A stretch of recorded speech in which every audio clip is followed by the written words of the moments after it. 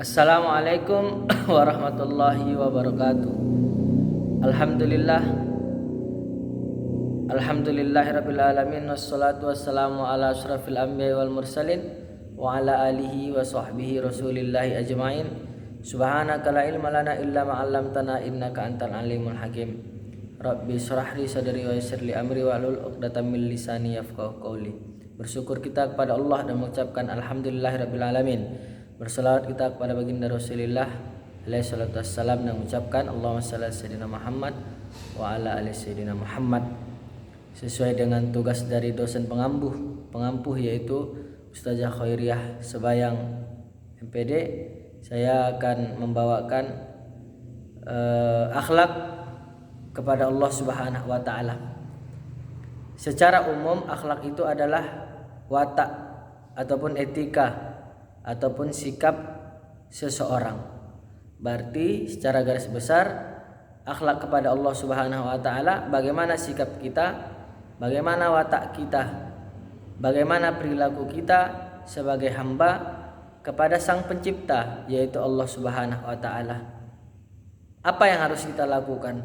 Bagaimana sebenarnya watak ataupun etika ataupun sikap seorang hamba tersebut kepada Allah Subhanahu wa taala.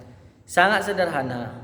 Islam sudah jauh-jauh hari mengajarkan kepada kita hamba Allah Subhanahu wa taala. Dari Al-Bakar Al-Muzani, kata beliau, al-amalu bi taatillah ala nuri minallah. Bentuk berakhlaknya seorang hamba kepada Allah Subhanahu wa taala dengan melaksanakan segala bentuk perintah yang Allah tujukan kepada kita sebagai hamba Allah Subhanahu wa taala. Nah, berbicara masalah perintah ini, perintah apa yang harus kita laksanakan sebagai bentuk akhlak kita kepada Allah Subhanahu wa taala? Untuk saat ini, perintah yang paling utama yang kita laksanakan sebagai bentuk berakhlaknya kita kepada Allah Subhanahu wa taala ialah dengan mendirikan salat. Kenapa demikian? Karena di dalam riwayat yang pertama, inna awwalu ma yuhasabu bihi abdu yaumal qiyamah min amalihi salatuhu, bahwa amalan yang akan pertama ditanyakan oleh Allah Subhanahu wa taala ketika di hari kiamat pada seorang hamba ialah salatnya.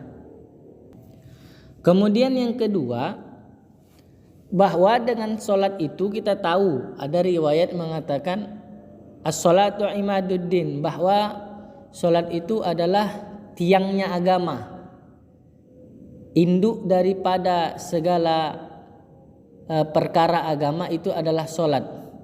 Kalau salatnya beres, maka amalan-amalan yang lain, ibadah-ibadah yang lain akan ikut beres. Artinya apa? Kalau salatnya beres, kalau salatnya terlaksana, maka secara otomatis ibadah-ibadah yang lain pun akan ikut terlaksana. Contoh seperti as-shalah, salatnya beres, maka puasanya akan ikut beres, pasti akan ikut terlaksana. Kemudian zakatnya pasti akan tertunai, pasti akan terlaksana zakatnya. Kemudian hablum minan nas, hubungannya dengan manusia juga akan baik. Kenapa? Karena hubungannya dengan Allah Subhanahu wa taala saja sudah membaik dengan melaksanakan salatnya. Kemudian di dalam Al-Qur'an juga disebutkan oleh Allah Subhanahu wa taala, innas salata tanha anil fakhsya'i wal munkar, bahwa dengan salat, dengan hubungan yang kita lakukan kepada Allah, bentuk akhlak kita kepada Allah dengan melaksanakan salat, itu akan membentengi diri kita dari perbuatan al-fakhsya, yaitu perbuatan keji. Segala bentuk perbuatan keji, selagi kita mendirikan salat, melaksanakan salat kepada Allah Subhanahu wa taala sebagai bentuk akhlak kita kepada Allah, kita akan terhindar daripada perbuatan keji tersebut.